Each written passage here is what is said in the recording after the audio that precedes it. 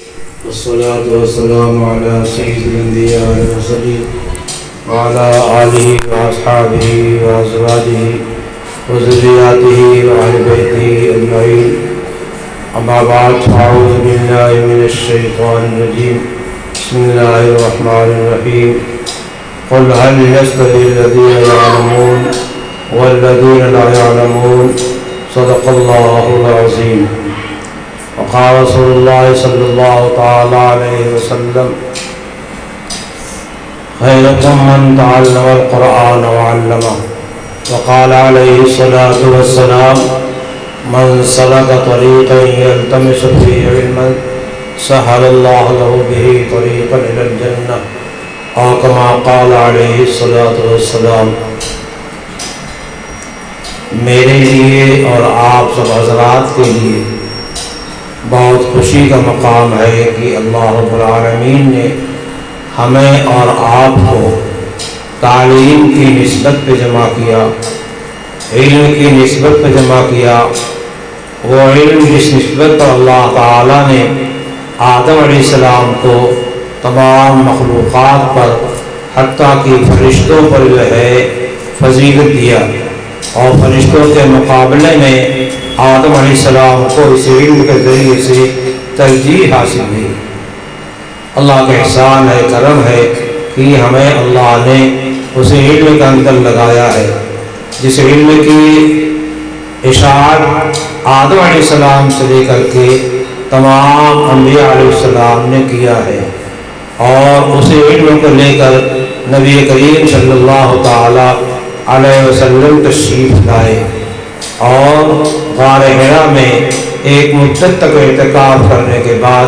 اللہ تعالی نے نبی کریم صلی اللہ علیہ وسلم کو آسمانی سب سے بڑی کتاب عطا فرمایا. آسمانی سب سے بڑی کتاب عطا فرمایا. اس کتاب کو جو اللہ نے دیا ہے اس کے پہلے مسلسل حضرت نبی پاک صلی اللہ علیہ وسلم غار حرا میں اعتکاف کرتے تھے اور وہاں ٹھہرنے کے واسطے کئی روز کا کھانا لے کر کے جاتے تھے. وہاں روز مطبخ نہیں گرم ہوتا تھا، چولہا نہیں گرم ہوتا تھا. ہفتے کا اور سے زیادہ کا مہینے کا بھی لگتا ہے کھانا لے کر کے جاتے تھے اور اسی کھانے پر کفایت کرتے تھے. ایک ہفتے کے واسطے جو لے گئے ایک ہفتہ اسی کھانے پر قرات کرتے تھے. اور جہاں نبی کریم صلی اللہ علیہ وسلم اعتکاف کرتے تھے، اللہ کی عبادت، اللہ کی یاد کرتے تھے، وہاں سے کعبہ مقدسہ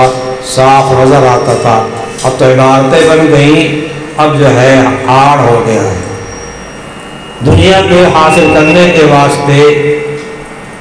دنیا کے لوگ بہت ساری محنتیں کرتے ہیں. آپ سڑک پہ نکلیں گے سب کی محنتیں سامنے آئیں گی. کوئی ٹھیلا کھینچ رہا ہے، کوئی جو ہے کوئی گاڑی لے کر کے کہاں سے کہاں تک کا سفر مال کو لے کے کر رہا ہے، کوئی جو ہے سبزی اور کھانے پینے کی چیزیں فوٹ پاٹ پر بیٹھ کر کے جو بیچ رہا ہے. وہاں کی گرمی، سردی، برسات سب کی کلفتیں جھیل رہا ہے اور مختلف قسم کے لوگوں سے ملاقات ہوتی ہے اور ہر قسم کے لوگ ملتے ہیں. کوئی جو ہے سنجیدگی کے ساتھ چلا جاتا ہے، کوئی بحث کرتا ہے، کوئی کچھ کہہ کے بھی چلا جاتا ہے. جو ٹھیلا کھینچے والے بیچارے کتنی محنت کرتے ہیں اور اسی محنت کے ساتھ جب سامان لے کے جاتے ہیں، جب کوئی آدمی کو کچھ تلخ بات کہہ دیتا ہے ان کو کتنا کھلتا ہے اس کو وہی جانتے ہیں. کھیتی کرنے والے کھیت میں پریشان، ملازمت کرنے والے ملازمتوں پر اپنی ڈیوٹی دے رہے ہیں. سب کی ڈیوٹیاں دنیا کے واسطے ہیں، سب کی ڈیوٹیاں دنیا کا مال جمع کرنے کے واسطے ہیں، لیکن اسی محنت کو وہ چاہیں تو آخرت بنا سکتے ہیں. بچوں کی پرورش کے واسطے جو آدمی جو ہے پہاڑی پر لے کر کے تربوز بیٹھا ہوا ہے، خربوز بیٹھا ہوا ہے لے کر کے، اور ٹھیلے پر جو ہے کپڑیاں لے کر کے جو ہے ٹہل رہا ہے، تو وہ اپنی آبرو بچانے کے واسطے 4 پیسے حاصل کر رہا ہے. اپنے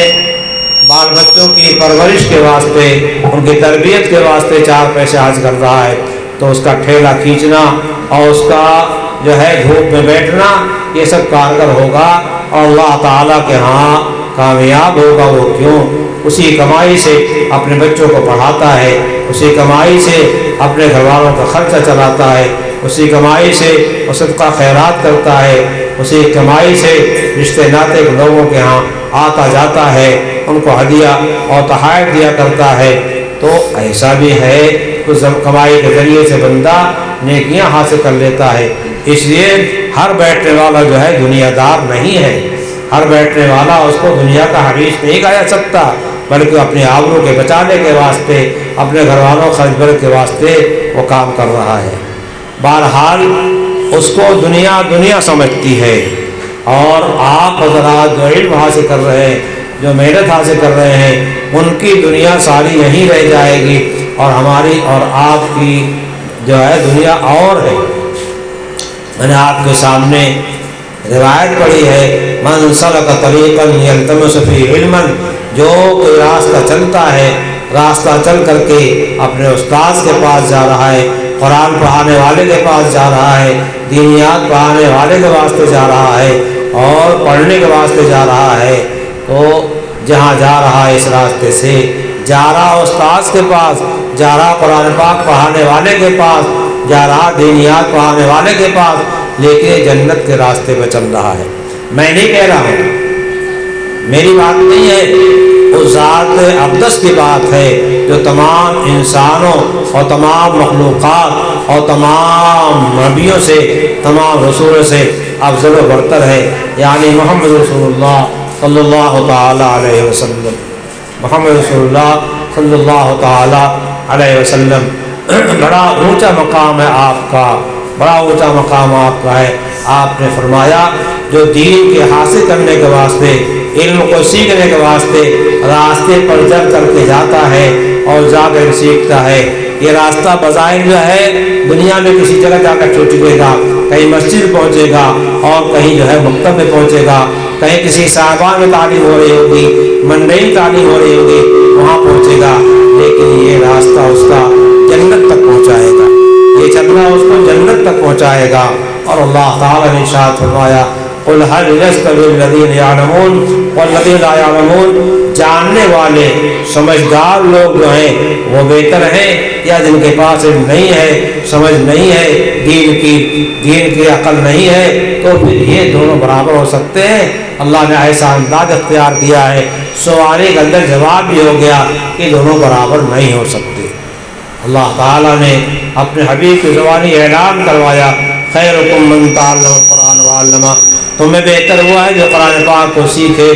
اور سکھائے، قرآن خود سیکھے اور سکھائے۔ اللہ نے گارنٹی دیا ہے نبی کی زبان پر کہ سب سے افضل جو لوگ ہیں وہ قرآن کے سیکھنے والے، قرآن کو پڑھنے والے، قرآن کو یاد کرنے والے، قرآن کی تعلیمات کو اپنے سینے میں، اپنے دماغ میں محفوظ کرنے والے لوگ جو ہیں وہ سب سے افضل ہیں اور سب سے بہتر ہیں۔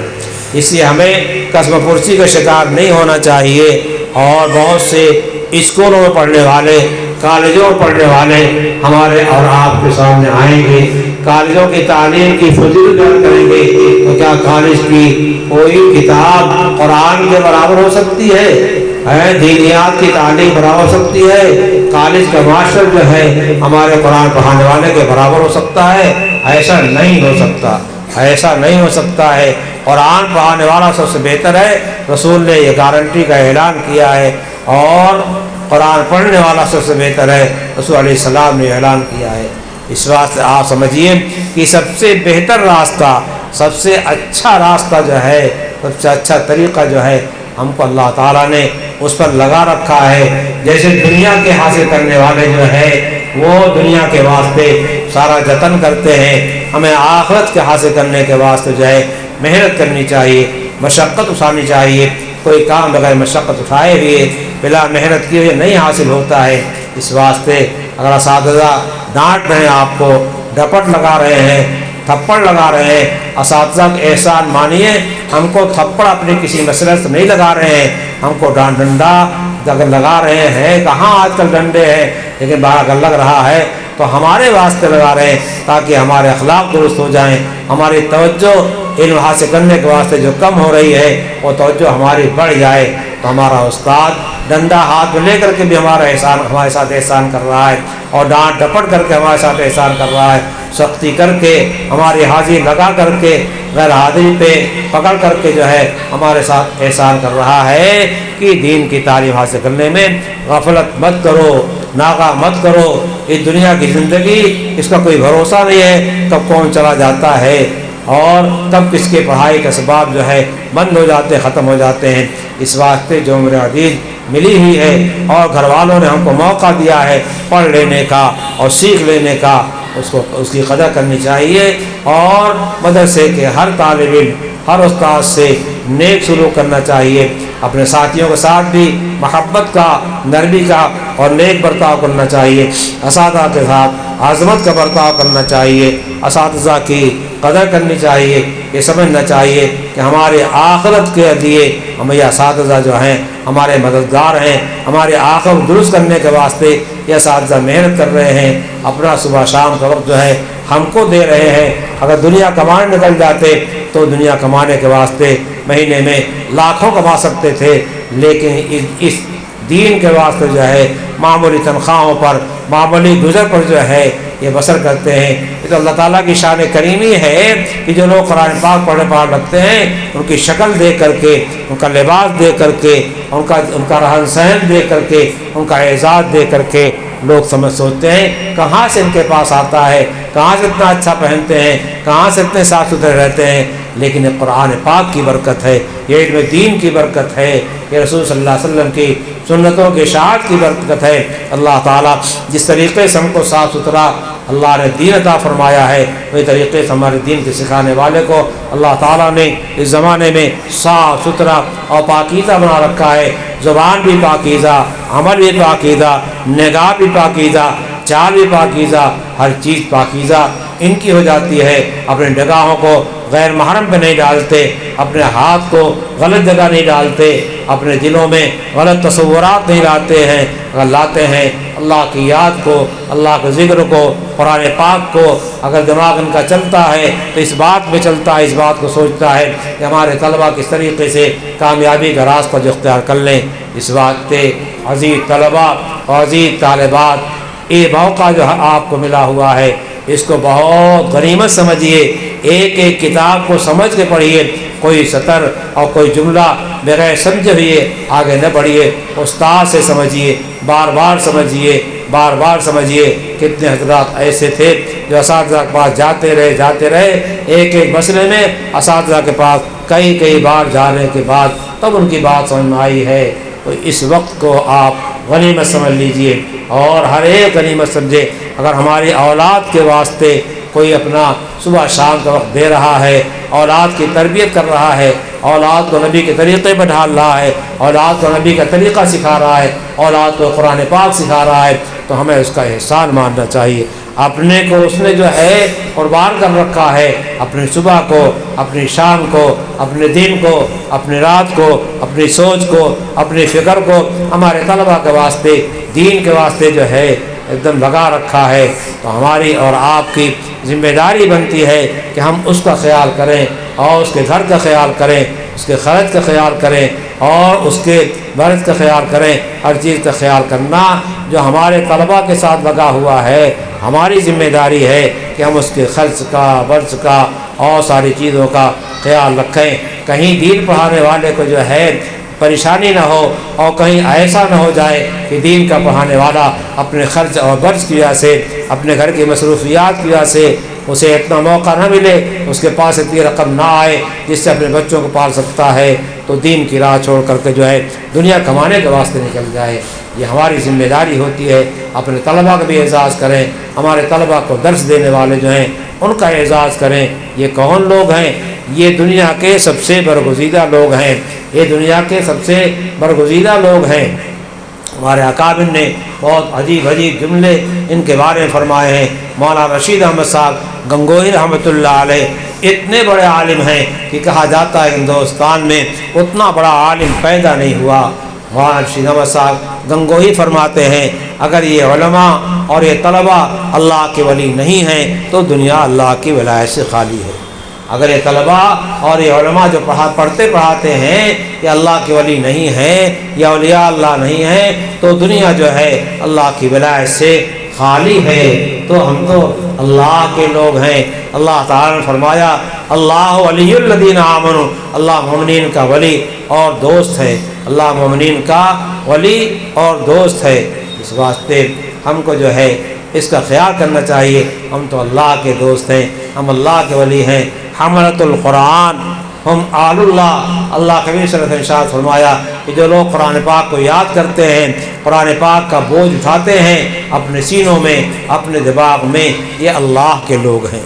یہ اللہ کے لوگ ہیں۔ حملۃ القرآن ہم اہل اللہ، تو یہ سمجھ لیجئے کہ اللہ تعالیٰ نے ہمیں جو موقع دیا ہے بہت بڑا موقع دیا ہے، اپنے گھروں میں بھی جا کر کے اپنی تعلیم کا خیال کریں، اپنے والدین کے احترام کریں، اپنے بھائی بہنوں کے احترام کریں، گھر میں پہنچ کر کے سلام کریں، محبت کے ساتھ رہیں، گھر والے سمجھے کہ ہاں یہ دین سیکھ رہے ہیں، یہ تقویٰ سیکھ رہے ہیں، یہ نبی کی سنت سیکھ رہے ہیں۔ ہمارے بچے بھی، ہماری بچیاں بھی اس کا خیال کریں، اپنے والدین کا احترام کریں، والدین کی خدمت کریں، والدین کو خوش کریں، اپنے بھائی بہنوں کو خوش کریں، اور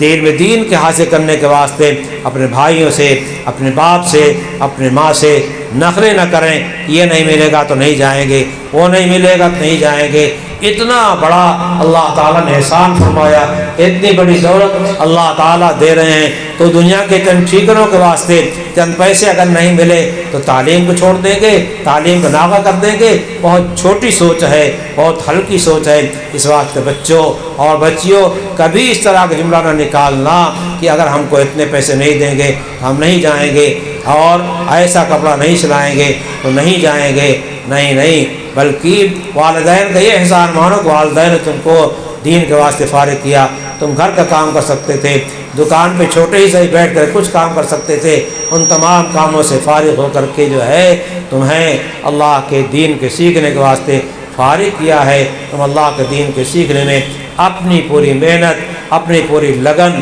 صرف کر دو، اور قرآن کے ناظرہ پڑھنے والے بن جاؤ، اچھا قرآن پڑھنے والے بن جاؤ، قرآن کے حافظ بن جاؤ، جدھر جاؤ قرآن پاک پڑھتے جاؤ، جہاں بیٹھو قرآن پاک پڑھتے رہو، اور دینیات کی تعلیم سے سنت کو اپنے اوپر زندہ کرو اور قوم کو زندہ کرو۔ ہماری یہ بچیاں پڑھیں اور لکھیں، اور گھروں میں جو ماحول جو ہے غلط بنا ہوا ہے، غیر اسلامی رسومات ہمارے گھروں میں ہیں، کفر کے، شرک کے بہت سارے نشان آ رہے ہیں، اور کہ کفریات، شرکیات ہمارے گھروں میں ہو رہی ہیں۔ بچیاں گھروں میں رہ کر کے جو ہے اپنی ماؤں سے کہہ کر کے، اپنی بڑی بہنوں سے کہہ کر کے، اپنے باپ سے التجا کے ساتھ کہہ کر کے ان خرابیوں کی اصلاح کر سکتی ہیں۔ ان خرابیوں کی جو خرابیاں ہمارے گھروں میں آ گئی ہیں، اور اسلام کا طریقہ نہیں ہے، ایمان کا طریقہ نہیں ہے، تو بچوں اور بچیوں اپنے ایمان کو مدرسے میں رہ کر کے پختہ کرو، اپنے اسلام کو مدرسے میں رہ کر کے اپنے اوپر زندہ کرو، قرآن میں محنت کرو، اور قرآن کا ناظرہ بھی پڑھ لو، حافظہ پڑھ لو، اور آگے محنت کرو، قرآن کے الفاظ، اس کے معنی کو اور اس کے مطلب کو سمجھنے والے بن جاؤ، حدیثوں کے پڑھنے والے بن جاؤ، حدیث کے معنی کے سمجھنے والے، حدیث کے شرحوں کو سمجھنے والے بن جاؤ، اور اپنے کو علم سے، عمل سے، اخلاق سے، اللہ کی محبت سے، اللہ کے تقوی سے آراستہ کرنے والے بن جاؤ۔ اس کا خیال کرو، پڑھائی میں ناغہ نہ کرو، بلا وجہ بہانہ نہ کرو، بلا وجہ جو ہے گھر پہ نہ بیٹھو، بلکہ جب تعلیم کا وقت ہو جائے ایسے نکل جاؤ کہ گھر والے کا صاحب یہ وقت ہو جاتا ہے تو رکتا ہی نہیں، یہ ٹھہرتا ہی نہیں، یہ فوراً چلا جاتا ہے، اور گھر والے بھی خوش ہوں گے اور تم کو دعائیں دیں گے۔ اپنے عمل سے، اپنے اخلاق سے، اپنی بات کے ذریعے سے اپنے والدین کو اور اپنے عمل اخلاق سے اپنے اساتذہ کو خوش کرو، اپنے پڑوسی کو خوش کرو، جس سے ملو اسے بشاشت کے ساتھ ملو، اس میں اخلاق کے ساتھ ملو، تاکہ دیکھنے والا سمجھ جائے صاحب یہ دینی تعلیم حاصل کر رہا ہے، اور جہاں یہ پڑھ رہا ہے وہاں دینی تعلیم جو ہے دلائی دی جاتی ہے، اور وہاں دیندار بنا جاتا ہے، وہاں سچا پکا مسلمان بنا جاتا ہے۔ یہ عمل جب لوگ دیکھیں گے تو تم کو دیکھ کر کے تمہارے مدرسے میں اور بھی لوگ قرآن پاک پڑھنے پڑھانے کے واسطے بھیجیں گے، تو تمہاری اس طریقے سے ایک تبلیغ ہو جائے گی دوسروں کے دین کے راستے پہ آنے کی، تعلیم کے راستے پہ آنے کی، علم سے وابستہ ہونے کی۔ اس لیے